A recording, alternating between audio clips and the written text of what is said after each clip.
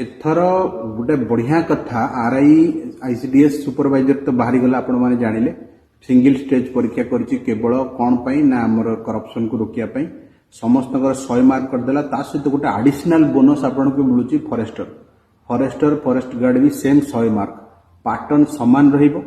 जो माने पानासिया batch type रो गोटे प्रिपरेशन करिदबो पाठ तो पढ़िबो साइमल्टेनियसली ओडिशा पैटर्न को बेसी फोकस करिवे एथर देखंतु सीजीएल रे सेया करिछि हमर सीजीएल ओडिशा जीके क्लास चलछि मात्र 499 रे आपण नै परिबे ओडिशा जीके फोकस करिवो जीके इंग्लिश ओडिया आउ आपणकर मैथ जीके रे जे मारी पड़ेला से होछि सिकंदर तेणु आपण से हिसाब से प्रिपरेशन करते इंग्लिश तो मुझे ग्यारंटी दूसरी 20 ରୁ 20टा मार्क देके आसवे जो मैंने आमर पानासिया बैच जॉइन करा चाहते सबू एग्जाम्स आरआई रेते बाहरी और फॉरेस्टर फॉरेस्ट सब एग्जाम